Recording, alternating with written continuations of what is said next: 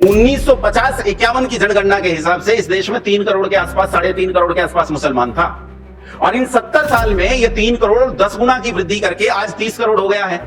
अगले 70 साल में अगर ये वृद्धि दर को ना भी बढ़ाए तो 30 करोड़ का 10 गुना, रिस्पोर्ट तो करो, 30 करोड़ का 10 गुना 300 करोड़, फिर चला लेना, राजनीति बना लेना, मुख्यमंत्री प्रधानमंत्री क्या होगा क्या नहीं होगा ये कल्पना करके देखो। नोएडा, गाजियाबाद, मेरठ, बागपत, बड़ौद, शामली, सहारनपुर, मुजफ्फरनगर, बिजनौर, अमरोहा, बुलंदशहर, अलीगढ़ तक उत्तर प्रदेश में ये 25 जिले पश्चिमांचल के नाम से जाने जाते हैं, और ये पश्चिमांचल इस देश के भीतर आज एक दूसरा पाकिस्तान है। कभी पधारो हमारे धाम, हम आपको दिखाएंगे। आपको सड़क पर चलते हुए अगर ईरान इराक का एहसास ना हुआ, सड़क पर चलते हुए अगर आपको पाकिस्तान और बांग्लादेश का एहसास ना हुआ, तो भाई जो सजा को हुआ हम भुगतने के लिए तैयार। रुड़की और रुड़की के आसपास का देहात, हरिद्वार के आसपास का देहात, ये पूरा का पूरा तब्दील हो चुका है। ये बहुत भयानक स्थितियों में है जो उत्तराखंड का जो मैदानी इलाका है। बंगाल में 24 परगना के आसपास 9 जिले ऐसे हैं जिनमें मुसलमान 90% से ज्यादा की स्थिति प्राप्त कर चुके हैं। मुसलमान पर जिस पर दबाव बनता है कि उसकी कम्युनिटी उसका तिरस्कार कर दे, वो तुरंत हिंदू बनने के लिए तैयार है। आप ऐसी परिस्थितियां पैदा करोगे तो ये लोग निश्चित रूप से धर्मांतरित होने के लिए तैयार होंगे। शुद्धि के अलावा दूसरा कोई उपाय मौजूद नहीं है। आचार्य योगेश जी को आमंत्रित करते हैं अगले वक्ता के तौर पर।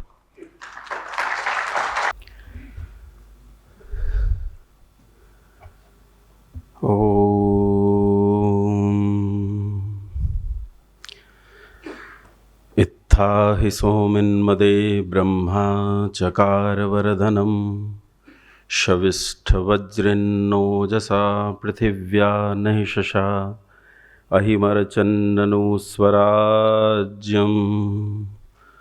ओम शांति शांति शांति। मंचस्थ आदरणीय पूज्य स्वामी सच्चिदानंद जी महाराज, सम्मानित अन्य विद्वत मंडल और इस सभा में पहुँचे हुए सभी प्रबुद्ध श्रोतागण। थोड़ा स्वास्थ्य खराब था, आने की स्थिति थी नहीं, लेकिन मैंने उन्हें निश्चयपूर्वक कहा था इसलिए आया हूँ। संस्कृत में एक शब्द प्रयोग किया जाता है, आपने खूब समझा होगा, सुना होगा, समाज। समाज के साथ साथ एक और शब्द प्रयोग किया जाता है संस्कृत में, समझ। ये जो समझ शब्द है ये मनुष्येतर जितने प्राणी हैं उन सब के लिए प्रयोग किया जाता है, पशु पक्षी कीट पतंग आदि उनके लिए। समझ किसे कहते हैं इसकी एक परिभाषा है।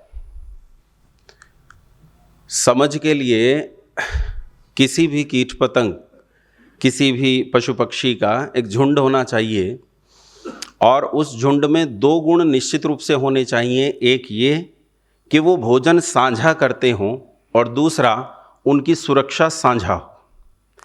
यानी वो झुंड इस चीज़ के लिए पूरी तरह कृतसंकल्प हो कि हमारी सुरक्षा साझा है, हमारा भोजन साझा है, हम एकल भोजन नहीं करते, अपना अपना भोजन नहीं करते, हम सबके भोजन की चिंता करते हैं, और इसी तरह हमारी सुरक्षा भी साझा है, और हम अपनी अपनी सुरक्षा के लिए तैयार नहीं हैं, अपितु हम समूचे समूह की सुरक्षा के लिए तैयार हैं। ऐसा जो समूह होता है, चाहे वो पशु पक्षियों का हो, चाहे कीट पतंगों का हो, उस सारे समूह को हम समझ के रूप में जानते हैं। इसे और थोड़ा सा समझने की कोशिश करेंगे, एक उदाहरण से समझेंगे। एक तबेले में बंधी हुई भैंसें कभी समझ नहीं हो सकती हैं। तबेले में बंधी हुई भैंसें ना तो एक दूसरे के भोजन के लिए अपने आप को जिम्मेदार मानती हैं या सहयोग करती हैं, ना तो सुरक्षा के लिए। भैंसों को यदि आप देखेंगे, वो अपना चारा छोड़ के पड़ोसी का चारा खाना चाहती है, और इस बात की उसे कोई चिंता नहीं है कि मेरी पड़ोसी भैंस को भोजन मिला है या नहीं मिला है। इनमें से किसी एक भैंस पर हमला कर दिया जाए तो अन्य भैंसें यदि खुली होंगी तो अपनी अपनी जान बचाकर भागेंगी वहां से, वो उसमें उनकी जान बचाने के लिए वहां आएंगी नहीं। इसी सारे वर्ग को यदि आप देखें तो इस आधार पर हम कह सकते हैं समझ तो नहीं हो सकता है। समझ का यदि सटीक उदाहरण आप ढूंढना चाहते हैं तो वो मधुमक्खी का छत्ता है। मधुमक्खी के छत्ते में जब मधुमक्खियां भोजन संचय के लिए जाती हैं तो जो भोजन संचयन वो कर रही हैं वो न केवल अपने लिए करती हैं अपितु अपने पूरे समाज के लिए करती हैं, जिसे वो समझ, हम संस्कृत में जिसे कह रहे हैं, उस पूरे समझ के लिए वो भोजन का संचय कर रही हैं। और ठीक इसी तरह सुरक्षा भी आप एक बिल्कुल महीन कंकर उठाइए और कंकर उठाकर मधुमक्खी के छत्ते पर प्रहार कीजिए और ऐसा प्रहार कि किसी एक ही मधुमक्खी को लगे, लेकिन आप उसका परिणाम पाएंगे कि समूचा छत्ता उठकर आप पर हमला कर देगा। और यह हमला इतना भयंकर, भयानक और निश्चित होगा कि वो इस बात का जब तक निश्चय ना कर ले कि हमलावर अब पलटकर हमला नहीं करेगा, तब तक वो उस पर प्रहार करती रहती हैं। ये समझ है। समझ में दो गुण होते हैं, एक साझा भोजन और दूसरा साझा सुरक्षा।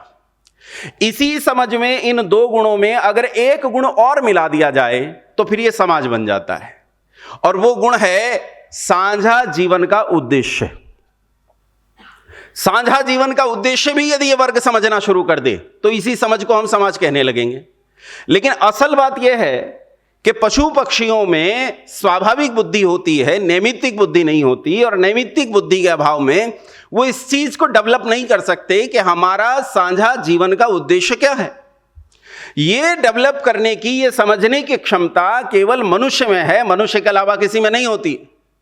इसलिए मनुष्य में जीवन का साझा उद्देश्य चुनने की, अपने जीवन का उद्देश्य चुनने की जो योग्यता है, उसके कारण मनुष्य जो वर्ग बनाता है उस वर्ग को हम समाज कहते हैं। लेकिन समाज किसे कहते हैं? समाज उसे कहते हैं जिसमें तीन गुण हो। फिर दोहराता हूं, समझ के दोनों गुणों के साथ साथ साझा भोजन, साझा सुरक्षा और साझा जीवन का उद्देश्य। जीवन का साझा उद्देश्य, ये तो बहुत दूर की बात है। आज जिसे हम हिंदू समाज कहते हैं, आज हम जिसे अपनी कम्युनिटी कहते हैं, उस कम्युनिटी में आज साझा भोजन और साझा सुरक्षा भी जीवित नहीं है। हमारे समाज की दशा यह है कि हम एक दूसरे के भोजन की चिंता नहीं करते, एक दूसरे की सुरक्षा की चिंता हम नहीं करते। हमारा समाज अपने ही समाज की सुरक्षा के लिए न तो स्वयं को उत्तरदायी मानता है, न इस चीज के लिए उद्यत है कि वो अपने ही समाज के बीच में लोगों की सुरक्षा करे। अन्य की कथा क्या कहूं, मेरे घर में मेरे माता पिता और परिवारजन इस चीज के लिए चिंतित रहते हैं कि भैया तुम क्यों खाम अपना सिर फोड़ाने के लिए तैयार हो, तुम्हें क्या जरूरत है, बाकी दुनिया भी तो चैन से जी रही है, तुम क्यों नहीं चैन से जी लेते, क्या जरूरत है, भागे दौड़ रहे हो, उधर जाते हो, कोई मार देगा, कोई खा जाएगा, कोई ये कर लेगा, कोई वो कर लेगा। हमारा पूरा समाज ऐसा हो गया है कि आज इस समाज में हम कुछ भी करने के लिए तैयार नहीं है। इन तीन कामों में से तो किसी के लिए उद्यत नहीं है, न भोजन साझा, न सुरक्षा साझा, न जीवन का उद्देश्य साझा। मैं लगभग सारे देश में जब जाता हूं तो ये चीजें बताता हूं। किसी देश को, पिछले दिनों आपने सुना होगा, एक बहुत बड़े नेताजी कैम्ब्रिज यूनिवर्सिटी में जाकर बोले कि भारत तो एक राष्ट्र नहीं है, ये तो राज्यों का संघ है। अलग अलग राज्य, अलग अलग रियासतें थी, रियासतों ने जुड़कर एक संघ बनाया और संघ बनने से वो ऐसे करके एक कुछ और ही चीज बन गया, राष्ट्र वो कहने के लिए तैयार नहीं थे। देखो, जिन्होंने शास्त्र पढ़ा है, जिन्होंने धर्मशास्त्र पढ़ा है, इन्हीं धर्मशास्त्रों में एक धर्मशास्त्र का नाम है अर्थशास्त्र, आचार्य कौटिल्य का है। हालांकि उसका नाम अर्थशास्त्र है, लेकिन उसे धर्मशास्त्र के अंतर्गत गिना जाता है। यही अर्थशास्त्र राजनीति का ग्रंथ है और इसमें राष्ट्र के संबंध में बताते हुए इनसे पूर्व के आचार्य और इनसे पश्चात के आचार्य भी जब राष्ट्र की परिभाषा देते हैं तो राष्ट्र की परिभाषा के चार घटक, पहला जमीन, दूसरा जमीन पर रहने वाले लोग, तीसरा इन लोगों का इस जमीन पे मालिकाना हक, और चौथा उस राष्ट्र की संस्कृति। राष्ट्र की संस्कृति इस देह की आत्मा है जो तीन घटक मिलकर बनाते हैं। राष्ट्र की देह तीन घटक मिलकर बनाते हैं, जमीन, जमीन पर रहने वाले लोग, और तीसरा इन लोगों का जमीन पे मालिकाना हक। ये तीन चीजें मिलकर राष्ट्र की देह बनाती हैं और ये देह बेकार की होती है यदि इसमें आत्मा न हो, इसमें चेतना न हो। जब आत्मा इसे अनुप्राणित करती है तब ये बनता है जीता जागता राष्ट्र पुरुष, तब ये राष्ट्र बनता है। इस राष्ट्र में मैं बहुत दूर नहीं जाता और छोटी छोटी सी चीजों को जरूर बताना चाहूंगा आपको। पहला, जमीन। जमीन में हमने क्या नहीं खोया, प्रबुद्ध वर्ग बैठा है। इसमें मुझे बताने की जरूरत नहीं है कि पिछले 250 से 300 साल के भीतर भीतर इस देश के 13 से ज्यादा टुकड़े हुए हैं, उनमें से एक टुकड़ा आपके पास बचा हुआ है, बाकी 12 टुकड़े आज मुस्लिम देशों में तब्दील हो गए हैं। ये आप भली भांति जानते हैं। मुझे यहां ये बताने के लिए पर्शिया का उदाहरण देने की जरूरत नहीं है कि पर्शिया एक इस्लामिक कंट्री कैसे बना, क्योंकि भारत में पाकिस्तान एक इस्लामिक कंट्री के रूप में डेवलप हुआ और लाख कहते रहे हैं कि हम समाजवादी हैं, लाख कहते रहे हैं कि हमें डेमोक्रेटिक कंट्री हैं, नहीं, सब जानते हैं। बांग्लादेश किस कंडीशन में गया है, अफगानिस्तान किस कंडीशन में गया है, हमारे आसपास का या अफगानिस्तान के पीछे हैं तुर्कमेनिस्तान आदि, कजाकिस्तान तजाकिस्तान है, उन सब की क्या हालत हुई है, इस सब को हम अच्छे से जानते हैं। ये 250 से 300 साल के भीतर हमारी जमीन की हालत है, और जमीन की हालत इससे बदतर हमारे देश के भीतर भी है। मैं जहां रहता हूं, ये दिल्ली से सटा हुआ इलाका जहां मैं बैठा हूं, ये भी उसी में आता है। नोएडा, गाजियाबाद, मेरठ, बागपत, बड़ौद, शामली, सहारनपुर, मुजफ्फरनगर, बिजनौर, अमरोहा, बुलंदशहर, अलीगढ़ तक उत्तर प्रदेश में ये 25 जिले पश्चिमांचल के नाम से जाने जाते हैं, और ये पश्चिमांचल इस देश के भीतर आज एक दूसरा पाकिस्तान है। अगर किसी को इस बात का विश्वास न हो तो कभी पधारो हमारे धाम। मैं मुजफ्फरनगर से हूं, कभी पधारो हमारे धाम, हम आपको दिखाएंगे। आपको सड़क पर चलते हुए अगर ईरान इराक का एहसास ना हुआ, सड़क पर चलते हुए अगर आपको पाकिस्तान और बांग्लादेश का एहसास ना हुआ, तो भाई जो सजा का हुआ हम भुगतने के लिए तैयार। एक कैराना नहीं है, इस पश्चिमी उत्तर प्रदेश के भीतर भीतर कम से कम 100 कैराना है, 100 कैराना है। कैराना, वहीं पास में जिंझाना, थाना भवन, जल्लाबाद, चरथावल, देवबंद, ये पूरा का पूरा इलाका। मुरादाबाद में मुसलमानों की आबादी आज 50% क्रॉस कर चुकी है। एक रस्तोगी नाम की बिरादरी रहती है, कभी जाकर देखना मुरादाबाद में। ये रस्तोगी वहां सुनार का काम करते थे, स्वर्णकारी का काम करते थे। पास में आकर दुकान के बाहर एक आदमी बैठ गया, उसने कहा भाई साहब मुझे रोटी नहीं मिलती है, कुछ भोजन दे देना, मैं आपके जूते लगा देता हूं। लगा दे भाई। जूते लगाने के साथ साथ झाड़ू लगाना शुरू किया, फिर कारीगर को उठाकर हथौड़ी देने लगा, फिर कारीगर से रिक्वेस्ट करके कुछ काम मांग लिया, और शनै शनै उसने काम करना शुरू कर दिया। आप आश्चर्य करेंगे, एक भी दुकान आज रस्तोगियों की ज्वेलरी की वहां नहीं है। आप जाओ, आपको दुकानों के नाम मिलेंगे, अल मदीना ज्वेलर्स, अल मक्का ज्वेलर्स, इनमें से कोई भी शहर इस देश में नहीं है। ये सारे नाम आपको वहां अच्छे से देखने को मिलेंगे, और आप जाएंगे तो वहां पूरा कारोबार उनका छिन चुका है। जिस साझा भोजन की बात मैं कर रहा था, यानी आपकी जमीन सुरक्षित नहीं है, दूसरा आपके लोग सुरक्षित नहीं है। जमीन की हालत तो आप कितनी जानते हो, रोज मंदिर निकल रहे हैं, ये निकल रहे हैं, ये पुरानी बातें हैं। आज भी तुम्हारी जमीनें दबाई जा रही हैं, आज भी निरंतर कब्जे जारी है। लोगों की कंडीशन क्या है, क्या ये मैं बताऊं कि लोगों की कंडीशन क्या है, और इस देश में डेमोग्राफिक पोजीशन कितनी तेजी से बदल रहा है? क्या हम उत्तराखंड की परिस्थितियों को, जो मैदानी इलाके हैं, उन मैदानी इलाकों की स्थितियों को नहीं जानते? रुड़की और रुड़की के आसपास का देहात, हरिद्वार के आसपास का देहात, ये पूरा का पूरा तब्दील हो चुका है। ये बहुत भयानक स्थितियों में है जो उत्तराखंड का जो मैदानी इलाका है। और इसी तरह पूर्वोत्तर के इलाके की तो दशा क्या है? कितने राज्य ऐसे हैं जिनमें दहाई में हिंदू नहीं बचे हैं? बंगाल में 24 परगना के आसपास 9 जिले ऐसे हैं जिनमें मुसलमान 90% से ज्यादा की स्थिति प्राप्त कर चुके हैं। विचारणीय बात यह है कि जिसे सरकार 30 करोड़ की आबादी बताती है मुसलमानों को, मुसलमान इस देश में 1950-51 की जनगणना के हिसाब से इस देश में 3 करोड़ के आसपास, 3.5 करोड़ के आसपास मुसलमान था। और इन 70 साल में यह 3 करोड़ 10 गुना की वृद्धि करके आज 30 करोड़ हो गया है। अगले 70 साल में अगर यह वृद्धि दर को ना भी बढ़ाए तो 30 करोड़ का 10 गुना, रिस्पोंड तो करो, 30 करोड़ का 10 गुना 300 करोड़। फिर चला लेना, राजनीति बना लेना, मुख्यमंत्री प्रधानमंत्री, क्या होगा क्या नहीं होगा ये कल्पना करके देखो। अब इस 30 करोड़ का इलाज क्या है, समाधान क्या है? इस 30 करोड़ का समाधान, इन्हें काटना तो नहीं हो सकता कि हम काट दें, बड़े वीर हैं, तलवार उठाएं 30 करोड़ को आके उड़ा दें, ये तो संभव नहीं है। तो क्या 30 करोड़ को देश निकाला दिया जा सकता है? 30 करोड़ को देश से धक्का देकर बाहर निकाल दें, यह संभव है? इस देश में एक संस्था का नाम बताता हूं। इस देश में एक संस्था थी गुलामी के काल में, और देश के आजादी के आसपास तक वो संस्था चली। इस संस्था का नाम था स्वामी श्रद्धानंद सरस्वती। नाम सुना है ना? आपको लगा व्यक्ति का नाम ले रहा हूं, दुनिया इसे व्यक्ति के तौर पर ही जानती है। ये व्यक्ति नहीं था, ये संस्था था, संस्था। और इन्होंने एक सभा की स्थापना की, उस सभा का नाम था शुद्धि सभा।